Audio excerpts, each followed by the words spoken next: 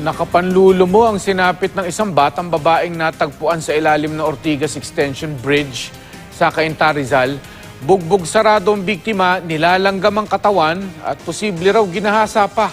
Makibalita tayo kay Athena Imperial.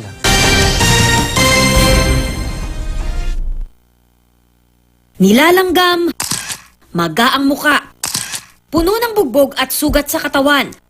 Ganyan ang kalunos-lunos na kondisyon ng matagpuan ni Jose Abarrera, ang isang nakahandusay na batang babae sa ilalim ng Ortigas Extension Bridge sa Cainta, Rizal kahapon ng tanghali.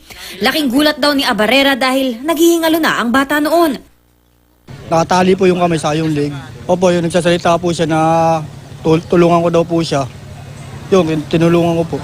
Dali-dali raw siyang humingi ng tulong. Ayon sa mga unang sumaklolo, nakapanlulumo ang lagay ng bata ng kanilang datnan. Agad po namin binigyan siya ng lunas.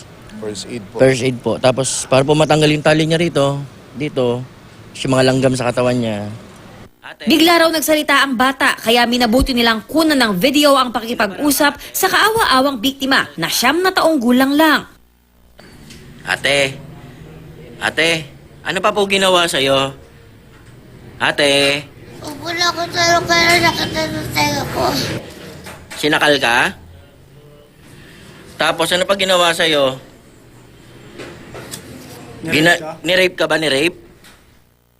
At nang tanungin kung kakilala ng bata ang suspect, Kilala mo yung nang-rape sa'yo? Ha? Buka. Sa mukha lang? dagdag pa ng mga volunteer, pihadong ginagawang hideout ng mga adik ang ilalim ng tulay.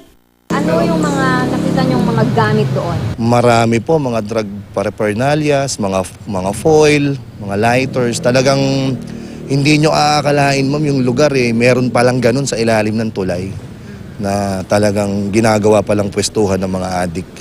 Isinugod sa pinakamalapit na ospital ang biktima. Ayon sa doktor, sumusuka raw ng dugo ang bata at maaaring nagtamo ng traumatic brain injury. Patuloy raw kasi ang paglabas ng dugo sa tenga nito. Sarado yung buong, both eyes niya, dumudugo yung kanang tenga niya, and meron siyang ligature marks, parang binigti siya. Sa ngayon, nasa ligtas na kalagayan na raw ang bata, ngunit kailangan pa siyang ilipat ng ospital para sumailalim sa CT scan.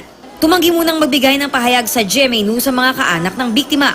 Iniimbestigahan na ng Women and Children's Protection Desk ng Cainta Police ang krimen. Athena Imperial, GMA News.